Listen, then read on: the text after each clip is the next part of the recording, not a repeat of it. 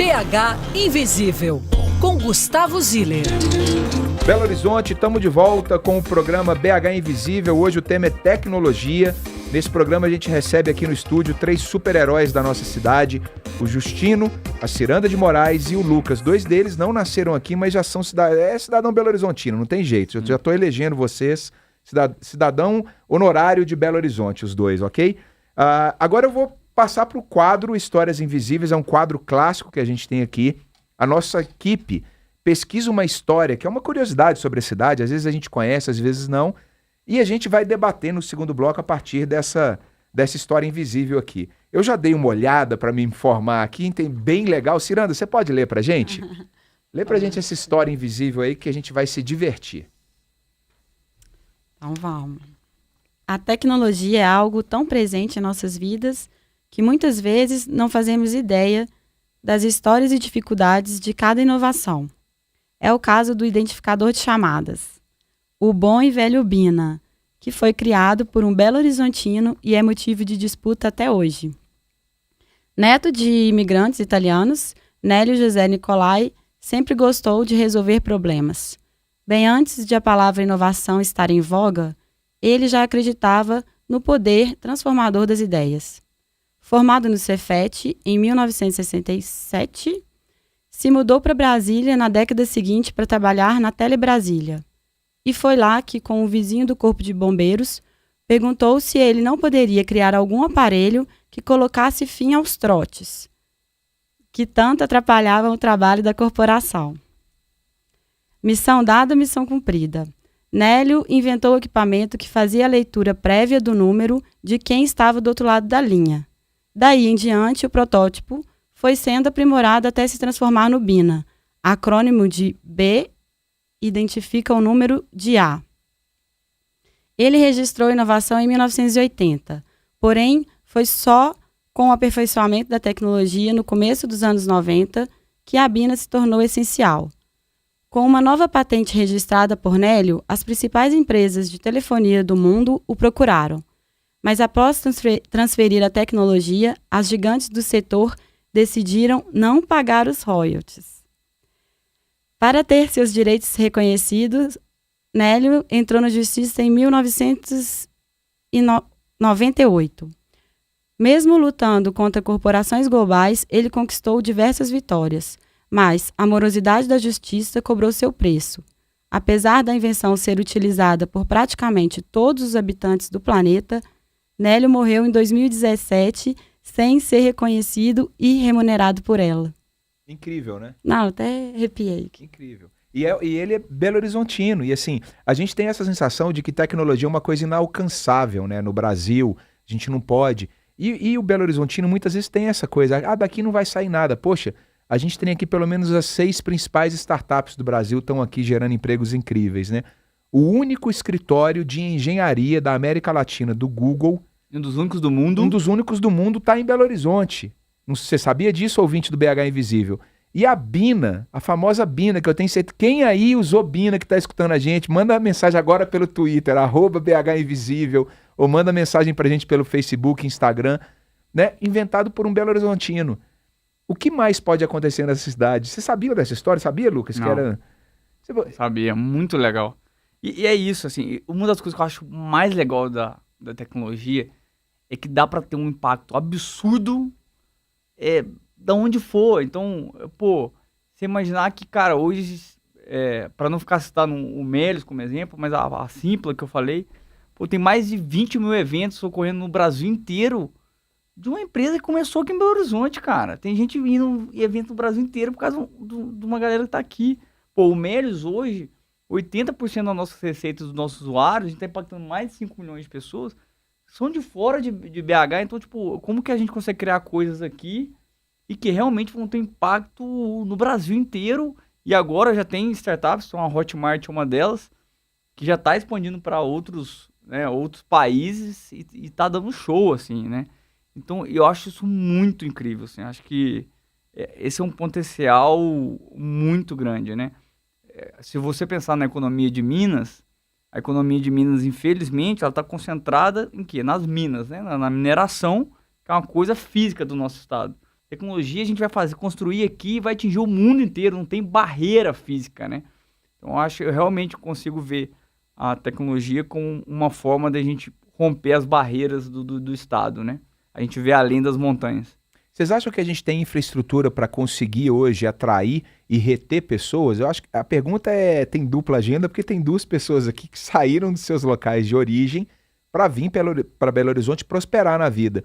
A cidade está preparada, está cada vez mais preparada para receber gente de fora dentro das suas empresas, das operações? Você acha isso, Justino?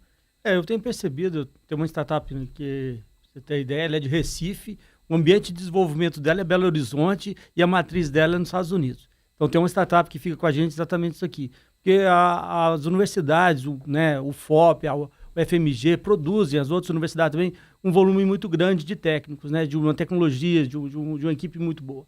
Então realmente Belo Horizonte tem condição de fazer, servir desse celeiro de inovação. Você estava citando, né, por exemplo, só a tecnologia, tirar a pessoa da rua também é uma forma bem importante para resolver o problema do trânsito. A gente pensa que trânsito é mobilidade. Você não ter o trânsito também é mobilidade. Por exemplo, a gente tem uma startup, a Psicologia Viva, que ela está já em 6 países aí fora. O problema dela fazer é não tirar a pessoa de dentro de casa, não tirar o psicólogo para ele se deslocar, o paciente. Então, assim, você evita o trânsito. Até participei de um evento sobre logística, tirando as pessoas da rua, através de uma telemedicina de telesaúde, né? Então, saindo daqui de Belo Horizonte, um projeto que nasceu aqui, e aí hoje a gente já está aí em vários países, a coisa já está caminhando de uma forma legal, resolvendo o problema de trânsito, mas não é pensando numa mobilidade fora da caixinha, tirando as pessoas de não se locomoverem. É um carro a menos, tanto do lado do paciente quanto do lado do psicólogo, né? Ciranda, eu concordo plenamente. Ciranda, você falou no primeiro bloco da história da ciclovia, está ligada com tecnologia, é um suporte tecnológico para a cidade, uma ciclovia. E na história da Bina que a gente escutou, é interessante como que foi a ideia que ele teve, né, o Nicolai, que foi um oficial do Corpo de Bombeiro, chegou para ele e falou assim, cara, eu tô tendo trote demais ali, pelo amor de Deus, eu não aguento mais responder chamada falsa, né? Como que você pode me ajudar, né? Você acha que tecnologia sempre está ligada a esse tipo de estalo que dá na cabeça das pessoas? Eu acho que, às vezes, sim, mas eu acho que ela nasce também muito mais do estudo do problema mesmo. A gente tem que entender qual que é o problema a fundo para oferecer a solução, né? Eu acho que esse é o caminho mais certo, assim, da gente estar acertando. Mas quando o Lucas, né, falou sobre a questão do Google ser aqui e tal, e aí junta muito com a sua outra ideia, né, de talento e de como nós mineiros podemos, né, sim, produzir tecnologia aqui. A gente tem universidades ótimas aqui. Eu acho que a gente cai no problema de representatividade, que é um pouco um problema também, né, das mulheres na tecnologia. Desculpa, vou até beber água. Porque é muito importante que essas histórias sejam divulgadas. Eu não sabia que o Bina foi criado aqui, mas eu sabia que o Google veio para cá por causa de uma tecnologia criada na UFMG. Então, é muito importante que se divulgue isso, que se divulgue o potencial, né? Que tenhamos exemplos a seguir, tanto homens quanto as mulheres. Por quê? Porque aí você, poxa, se você pensar, nossa, o Google veio para cá por causa de uma tecnologia criada aqui. Nossa, você se sente inspirado. É você inspirar as pessoas, os jovens, a ir para essa área com uma ideia de pesquisa mesmo. Não com uma ideia só de trabalhar lá e simplesmente desenvolver, programar. De pesquisar, de estar à frente, né? E aí bate com a questão dos talentos, né? A gente hoje tem vagas e vagas e vagas abertas sem ser preenchidas nas startups de Belo Horizonte. A gente precisa de mão de obra. E aí a gente pode ter mais mão de obra, o quê? Inspirando também, né, as pessoas a seguirem carreiras nesse setor, que é um setor que ele, na verdade, ele não precisa do diploma, né, na verdade. Hoje, precisa muito mais a pessoa ser autodidata, ela querer, sim, né, estar ali na tecnologia, ela ter uma visão inovadora, ela ter conhecimentos horizontais do que realmente o próprio diploma. Então, assim, eu acho que precisamos de divulgar nossos exemplos. Assim, BH Invisível maravilhoso mesmo, porque sim, esse tipo de coisa, esse tipo de, né, essas startups que temos aqui, Rock Content, Melios, Hotmart, Simpla, Samba, gente, são startups grandes do Brasil, né? Então a gente precisa sim dar mais exemplos. Eu acredito muito nisso, representatividade. Nós mineiros somos muito bons em tudo. Então, assim, precisamos realmente reconhecer isso e para a gente incentivar e inspirar os jovens. A gente costuma... Vai lá, Lucas, por favor. Desculpa. Tem duas coisas que eu acho que nesse assunto como o BH está preparado, ou como conquistar isso, assim. Para mim, são 2 pontos que eu acho importantes. O primeiro é que a Serana tem feito um trabalho maravilhoso, que é a gente precisa... Pô, se for depender só dos homens, cara, a gente vai ficar patinando. A gente precisa realmente de cada vez mais mulheres interessadas em tecnologia, empreendendo. Cara, metade da população é mulher. Então, tipo, dobrar o potencial que a gente tem. Então, eu acho que isso está melhorando muito. Esses dias eu fiquei muito feliz. Eu fui na FMG, até tirei uma foto, mandei pro meu time, que eu vi um quadro de formandas em engenharia e eu vi que mais da metade era mulher. Pô, na minha época era, tipo assim, 2 mulheres em 40, uma turma de 40. Hoje, já vejo isso mudando, fico muito feliz. Essa chegada dessas novas empreendedoras que, como ela falou, vão dando exemplo e vão incentivando novas. Então essa é a primeira coisa que eu acho muito importante, que definitivamente a gente deixe claro que, cara, tecnologia não é só coisa de homem, é coisa de todo mundo que quiser. A segunda coisa que eu acho que, eu sempre falo disso lá no Melios, falando em mão de obra, pra gente ter 6, 7, 8 startups referências em BH, pô, tá bacana. Mas, cara, ninguém quer ser isso. Ninguém quer que Belo Horizonte seja isso. Eu quero ter as 10 maiores empresas do mundo de tecnologia aqui. E para isso a gente está muito atrás. Então, a gente precisa realmente entender isso como uma prioridade estratégica do Estado, e não estou falando do governo, do Estado de Minas Gerais, e virar o canhão para isso e falar, cara, beleza, a gente é um Estado que tem uma economia do século XIX, vamos pular o 20, vamos para o 21 de uma vez, e vamos pegar e vamos entender que tecnologia é o futuro e vamos colocar lá, e aí vamos começar a formar mais gente, etc. Recentemente a gente teve a oportunidade de várias startups de estar falando com o governo, e a gente propôs a ideia de, ajuda a gente a formar 1.000 novos programadores por ano. É um número simbólico, mas o que quer dizer? A gente precisa criar a mão de obra do futuro, né?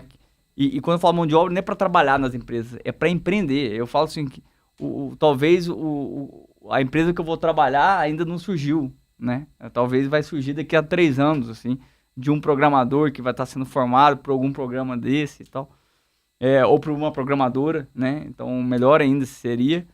Então, assim, então eu acho que para o presente, ok, para o futuro que a gente sonha, jamais. Então, temos que pedalar muito.